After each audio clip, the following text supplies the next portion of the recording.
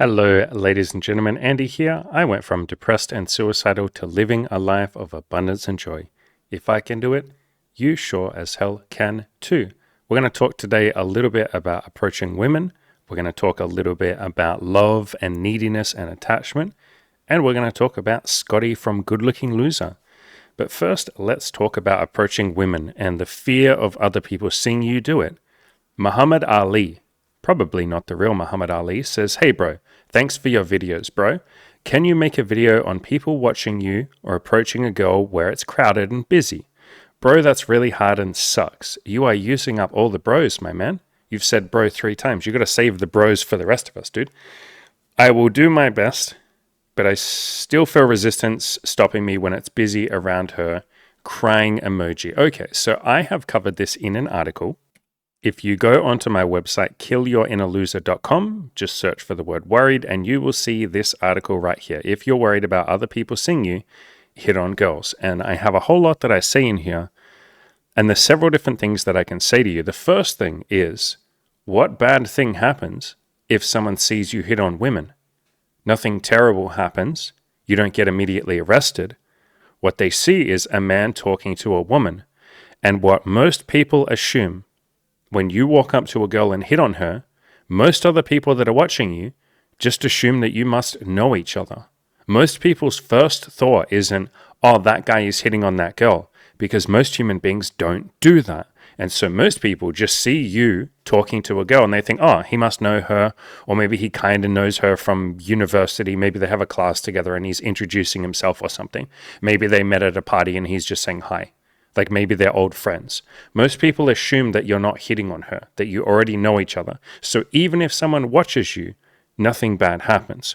What will often happen is you will hit on a girl and someone else might see that, and then 2 seconds later they forget about you. Like you can kind of think of it like this. You in your comment here are saying that you're very in your own head and you're very worried about other people seeing you. But what you're missing is that in the same way that you're in your own head and thinking about yourself and you're not thinking about other people. I know you think you are. You're like, yeah, but I'm worried about other people. You're not really thinking about them. You're thinking about yourself and how it might look if you get seen approaching a girl. You're worried about yourself. You're focused on your own insecurity. Other human beings are focused on their own insecurity too. And so in the same way that you're in your own head, all the people around you are in their own head too. And even if they see you hitting on a woman, they might remember it for the next 30 seconds or a minute, and then they're too busy thinking about, shit, what am I going to have for dinner? Is my boyfriend cheating on me? Why don't I have any friends? Oh, I need to go to work on Monday. Oh, God, I don't want to. Oh, I want to look good at the party tonight. Oh, I wonder what video game I'm going to play tomorrow. Most people are too busy living their own life. And I'll say this in a kind of funny way, man. You're really not that fucking important, bro. You're really not that special. You're not that interesting. People, even if they see you and they realize that you're hitting on a woman, you're fucking boring, bro. Like, I know from your point of view, you're like, no, I'm not. I'm the center of the universe, because that's what we all secretly think about ourselves. But you are fucking boring. I've seen so many guys hit on girls in public. A lot of people have. You forget about it 2 seconds later because you're in your own head thinking about your own shit. Like, you're really not that interesting. I know to you, this seems like the end of the world. Like somebody seeing you hit on a girl. Oh no, someone's seeing me. It's boring.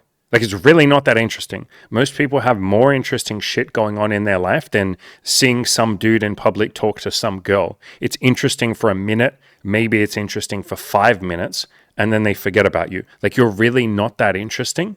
And realizing that, like letting go of that ego part of you that's like, I'm interesting and everyone's looking at me. They're really not, bro. Like, you're so unbelievably boring. You're just talking to a girl. Like, it's really not that interesting.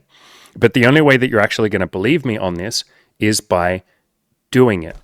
Even if I tell you all of this stuff, even if you go and read this article about, if you're worried about other people seeing you hit on girls, this might make you feel a little bit better. But you know what will make you feel a lot better? Talking to 100 women. Like, I mean this in a nice way. This question tells me that you have not talked to a few hundred women. Because if you had, you wouldn't care about this. You'd be like, hey, I'm enjoying talking to women. It's nice. Most of the time it goes pretty well. Most women are nice. This is fun. I've gotten a few phone numbers. I've been on a few dates. And so this is one of those times where I'm going to say to you, rather than asking these questions, like it's great that you asked this question, but I promise this question will solve itself by you just doing the work. Like literally make it your mission. I will go out and talk to one girl every single day, or I will aim for 100 approaches. I'm going to go talk to 100 women over the next however long it takes you. This problem will solve itself. The fear will go down, your confidence will go up, you'll realize that no one really gives a fuck about you and like you're really not that important, you're not that special. Your question is you sort of saying, I'm special, everyone's noticing me, what if people see me? Bro, you're fucking boring. And I mean that in a freeing way. I want you to realize how fucking normal and boring you are. And that doesn't mean that you can't be interesting, but you're just a fucking human being talking to girls. It's not that interesting. It's not like you're naked dancing around in the street doing something cool and interesting. You're not shooting off fireworks into the air and doing a little fucking dance. Then yeah, people might fucking watch you. People might pull their phone out and video you because that's interesting. But you approaching some girl, even if people literally hear you say, hey, you're really pretty. Can I talk to you? Are you single? That's interesting for about 30 seconds. And then people are like, oh, okay, whatever. I'm going to start thinking about what I'm going to have for dinner. What you're doing is not that interesting.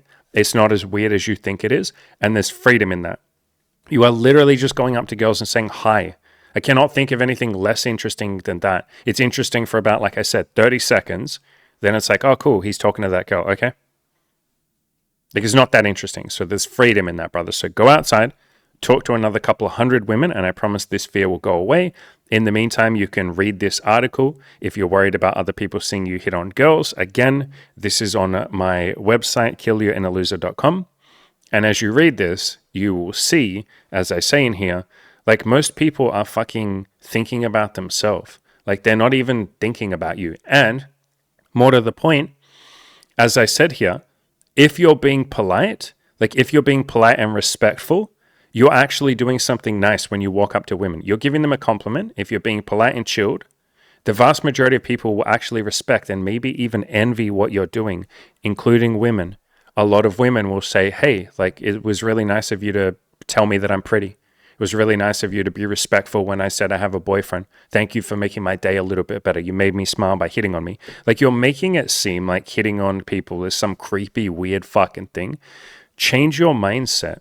Your mission when you walk up to these women is to make their day a little bit better, to give them something instead of trying to get something. Yes, I know you want to get laid like most people, or most men, or a lot of men, but think about giving them something. I want to give them a compliment. I want to put a smile on their face if I can. I want to give them a good experience. I want us to share something nice with each other, a little moment of connection. Whether or not she's single, whether or not we end up going on a date, doesn't matter. I want us both to share something, even for just that little moment in time. And then you're not worried about people seeing you hit on girls, because what are they going to see? They're going to see a man trying to make women feel good about themselves. Wow, fucking good. I want you to see me do that. That's nice if you see me doing that. I'm trying to add something to the world.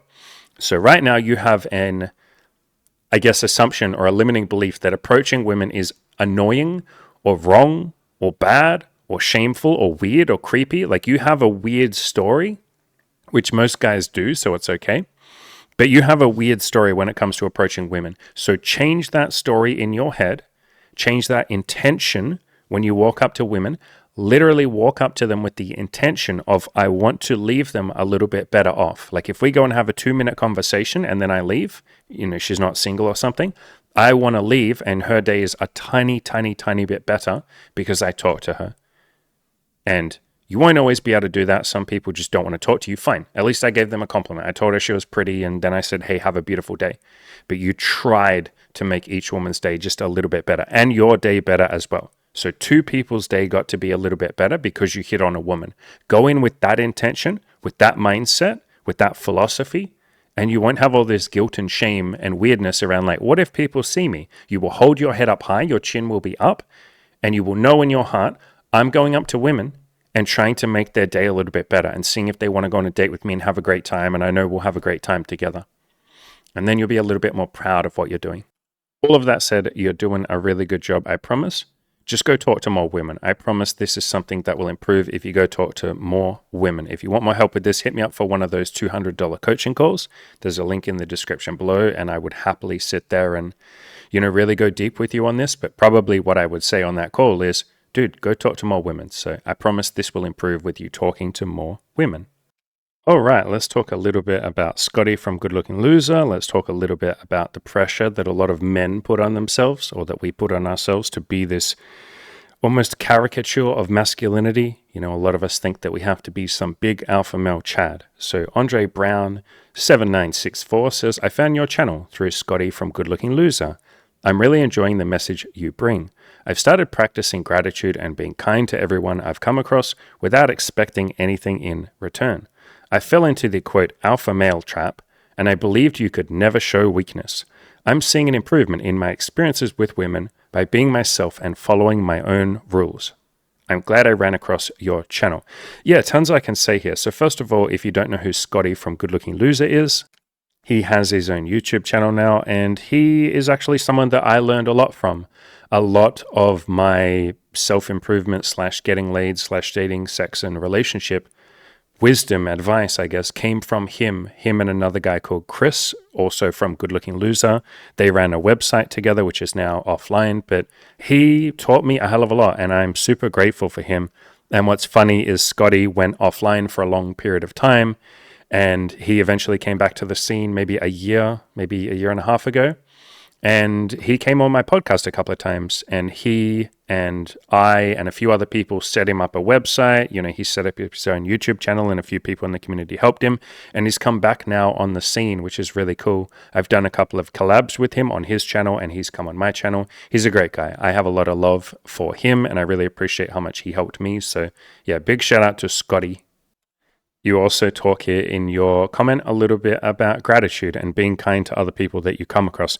Yeah, man, it makes this whole process, like if your only goal is to have sex and get laid and maybe some relationships and dating in there, if your only goal as a man is to have sex with women right now, do you know how much easier it is to have sex, how much better the sex is, how much kinkier the sex is, and how much you feel better about what you're doing if you're just nice to people? A lot of people have this conceptualization, especially men, that like, I can't be nice. Women would never get with a nice guy. Assholes get all the girls. Assholes get girls in spite of being an asshole. The reason why women like bad boys and assholes is because those guys aren't a pushover. They usually look pretty decent. They've worked on their appearance. They usually have other options, which is very fucking attractive to people because then they won't be needy. And they usually don't give a fuck and won't put up with a woman's bullshit. All of which is very, very, very attractive. But what do most women do when they get with a bad boy or an asshole? They complain. They try and change him. They wish that he would one day start being a little bit nicer.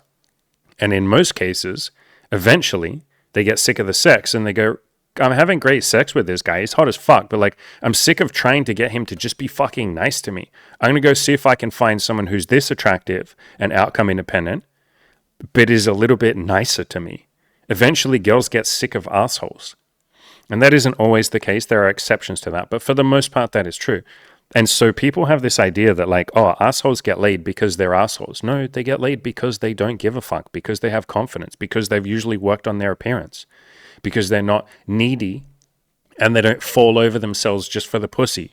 You know, they're not like, oh, please, I need some pussy. Please, I'm a nice guy. Please, I'll do anything. No, they have a little bit more going on in their life. They're a little bit more outcome independent. They have a little bit more of that I don't give a fuck attitude. So, all of that said, if you work on your confidence by just talking to more women, if you work on your appearance, if you work on how you dress, if you work on your self-love and enjoying being you, and then on top of that, you're a nice person, if you go hit on women with all of that, holy shit, you are the complete package.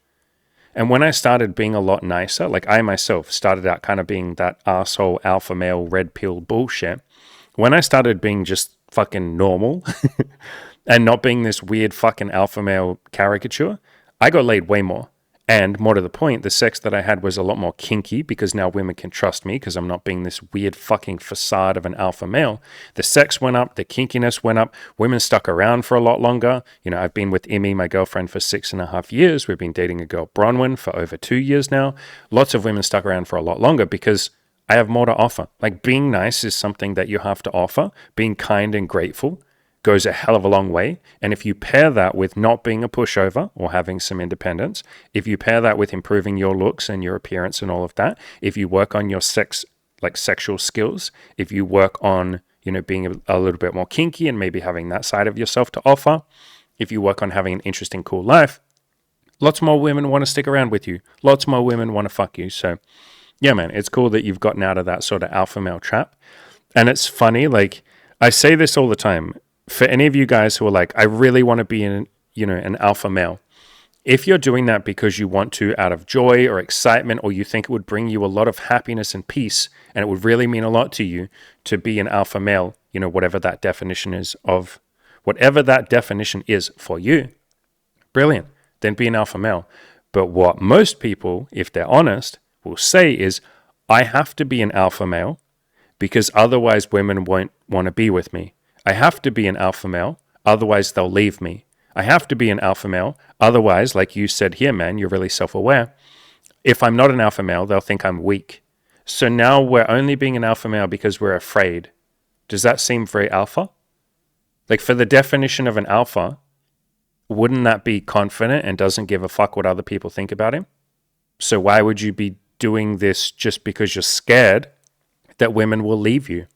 Doesn't seem like a very alpha male thing. So there's kind of this weird paradox or this contradiction with a lot of alpha males on the internet and people who are obsessed with that kind of bravado masculinity. It's like, bro, you're afraid of being vulnerable. That's not fucking masculine. I wouldn't call that masculine.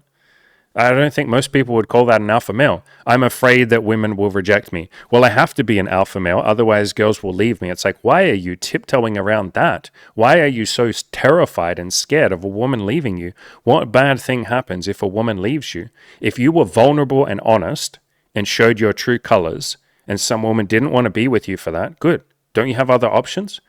Can't you just go talk to the next woman? Can't you just fucking, if you have to, be alone and be like, whatever, I'm going to be my honest, true, authentic self.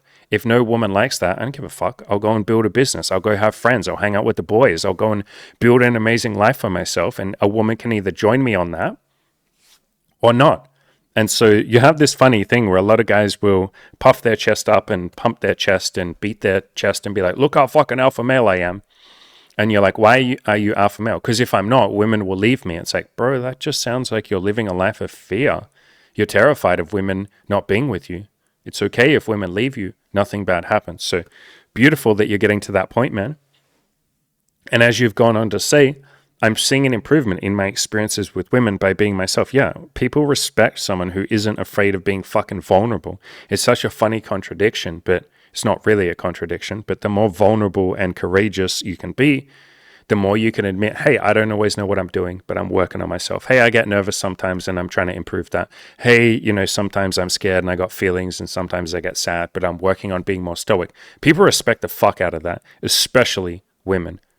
Women think you're brave if you admit your fears and then do something to overcome those fears. But if you just pretend you're not afraid at all, people aren't stupid. They can tell you're faking it. And then they don't respect that because you're a liar. You can't even be honest. And so if you can start by being honest and saying, look, I get scared sometimes. I don't always know what I'm doing. Sometimes I have fears, doubts, insecurities, blah, blah, blah. I'm working on that shit. I'm a human being who's a work in progress. People respect the fuck out of that. That's why I say on dates and on approaches, just be honest and be like, yo, I'm kind of nervous, but you're pretty and I wanted to come say hi. You'll find that people respect you, again, especially women, if you admit, I'm a bit nervous or I'm a little bit worried about saying this, but fuck it. And then you say it.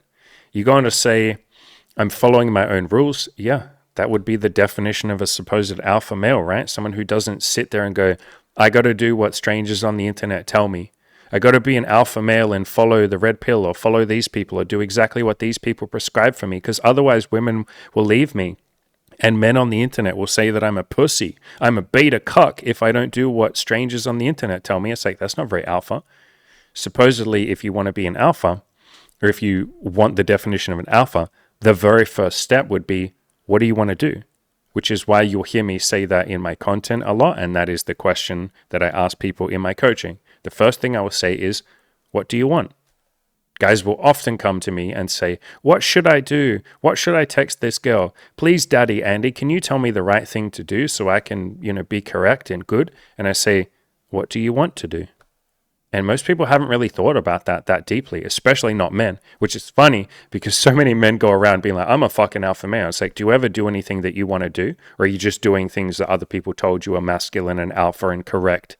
Are you just following the rules? And I'm not saying to deliberately break rules, although I have done a 3-part video series on that. And if you just search my channel for the word rules, you'll see part 1 here, part 2 here, part 3 here. I did a big, long video series. It's like 3.5 hours long in total, talking about all of the different rules that, society, people, teachers, parents, friends, etc. have put on me and all of you, and how I've found a lot of peace and freedom and love from saying, what do I want to do? What are my standards for an ethical, happy, peaceful, beautiful life? Who do I want to be? Rather than who other people, especially strangers on the internet, tell me I have to be or I need to be or I should be. If other people are telling me that I'm a pussy if I don't do what they want, is that really someone that I want to listen to? And funnily enough, that is how a lot of you get your definition of how you're supposed to live your life. You go based on fear and shame. Like other people will shame you into acting a certain way and you'll just go along with that. Someone will say, you're a fucking pussy if you don't do this. Do you really want to be a bitch, bro? You have to do this. And then you go, oh, okay, I better do that then. That's not very masculine. So at the end of the day, define your own masculinity for yourself. Don't even listen to me telling you what's masculine and what's not masculine. Figure that out for you. If you don't know who you want to be or what masculinity means to you, just try a bunch of things and see what feels good in your heart, rather than what other strangers will try and shame you and guilt trip you into doing. That, to me, is not very masculine. So beautiful that you're following your own rules. I absolutely love that. Glad that you're here, my brother. All right, and let's finish up with a little conversation about love, about outcome independence, about non-neediness, and about looking after yourself. I guess this ties sort of into the alpha male discussion. So there is a guy in my coaching group right now who, when he first came to us, he was very heartbroken because his ex-girlfriend had broken up with him and he still wasn't over her, blah, blah, blah, blah, blah. And he has done a hell of a lot to work on himself. He's had sex with, at this point, I don't even know, like 15 women or 10 women or something insane while in the coaching group. Like he's just absolutely gone fucking crazy. Like he's been approaching like 20 girls a day. He's just been crushing it, which has been beautiful because when he came to us, like I said, he was kind of like a broken down man. He was very depressed. He didn't really like himself. He beat himself up all the time. And he finally had a coffee with his ex. His ex wanted to meet up with him again. And so they sat down, they had a coffee, they had a good time, and she wanted to hook up with him, but he was able to say, no, I don't think that would be good for me. I still have a lot of feelings towards you. I still have a lot of neediness towards you. I don't think it would be good for me to have sex with you, which is just utterly amazing because when he came to us, he was very fucking needy. And he was basically saying, I made a mistake. Oh, I fucked up. I wish I could have her back. Oh my God, maybe I should apologize. Oh, I should beg her, blah, blah, blah. So for him to literally be face to face with her and she's saying, hey, I will fuck you. And he's still got strong feelings for her. For him to have the self-love and maybe the boundaries and the discipline to say, I don't think that'll be good for me. Oh my God, that's amazing. And so we had a big conversation about it. And I want to read out some of what I wrote to him. Actually, I'll give a little bit extra context before I do. So he said when he was sitting there, with that coffee with her, he was for the first time in his life able to see her as a normal person. And he said, I could see her just as a normal person with their own struggles, flaws, and good qualities. It was eye-opening for me because in the past he had sort of put her on this pedestal, treated her like a goddess. He thought she was perfect and could do no wrong, and he would beat himself up and blame himself for any sort of arguments in the relationship. He thought that he was not good enough and that she was like a perfect fucking goddess. And so for him to be able to say, for the first time ever, I could see her as a normal human being, that's not a small thing. That's incredible. And so what I said to him is, yeah, mate, what'll really blow your mind is you were, without meaning to, objectifying her before. You used to see her as literally a goddess, like she's better than you, better than others, etc., which was just so much pressure on her shoulders. She's just a human, but you expected her to be perfect, a goddess. What a burden she had to carry around, always trying to live up to your impossibly high standards. It was probably very heavy. And yeah, how many people fucking do that? And it's not just you that did that, obviously. That's how a lot of people treat their partners. They will say things like, you complete me, as if you're not complete by yourself. You're my better half, as if you're only half a person. What a fucking burden to put on the other person. I wouldn't be okay without you. I'm only half a person without you. I need you. And that is another thing people say. I need you. Don't ever change. People change. I'm going to tell you right now, if you ever get into a long-term relationship, Jesus Christ, people will change. To say don't ever change is like, what the fuck? You want, if we meet when we're in our 20s, you're saying when we're in our 60s, you want me to be the exact same person. That's fucking weird. How would that even work? That's insane. People will say, promise me you'll always be with me. I can't promise you that. I can't know the fucking future. What the hell? That's an insane expectation. Again, promise you'll always love me. What do we do if I have a moment where I don't? Like where I'm going through some shit, where I'm pissed off, or I'm having a bad day or week or month. Am I supposed to just pretend I love you? Yeah. These are the sort of roadblocks that people run into when they have these kind of needy expectations of each other. Here's another one. I'm always feeling sad. I need you to make me feel better.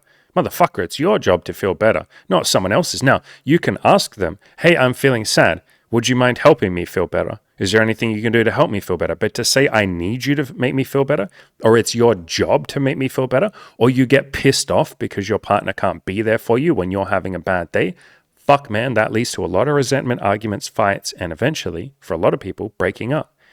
Will you always stand by me till death do us part? Again, these fucking burdens. And I go on to say, it's all such a burden.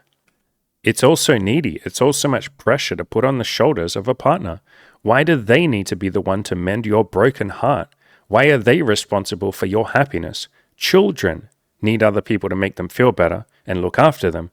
But aren't we all adults? Can't we take responsibility for our own happiness? When you think through these things, you realize the vast majority of relationships are needy, enmeshed, very codependent, and not super healthy. Especially the way movies, like mainstream movies, music, TV, books, etc., describe relationships. Here's a quote from David Hawkins. What most people think of as love is merely dependency, neediness, attachment, and infatuation, with a hell of a lot of expectations on there as well. You're starting to realize that there's another way, my friend, the way of loving yourself first, making yourself a whole completed person, and then having someone else who's a nice bonus to that, someone you can give to instead of trying to get things from. In other words, when you're really happy and complete in yourself, you have so much more to give to other people to make their life even better, and your life in the process will be better. Giving is receiving. When you don't need anything from someone else, my fucking God, you are powerful. Byron Katie talks a lot more about this in her book, I Need Your Love, Is That True? Highly recommend that book for you if you don't already have a copy, and I really recommend all of you read that book. My God, it's like a life-changing book for literally everyone on the planet.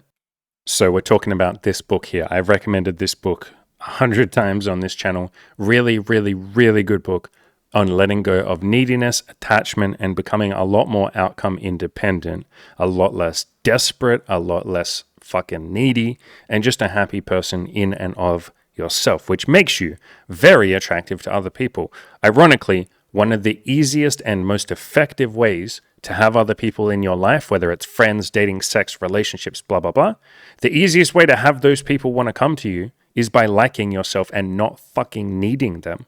As soon as you actually like yourself and you have an interesting life going on and you really appreciate and love yourself, my God, that is magnetic to people. Whether it's friends, relationships, whatever else, people just want to fucking be around the person that is happy in themselves and non-needy. And to all of that, he said, I'm learning that I really like helping people when I can. So he tried to help her, as in his ex, a little bit and give her some advice and be nice to her. And he's been helping some of his other friends as well, helping guys talk to girls, helping other people in the coaching group. He's been giving out a lot of advice and help. And so I said exactly what I just wrote above. You are starting to become your own independent, whole, healthy person. And when you really love yourself, you naturally just want to help other people. The person who loves themselves can love the world.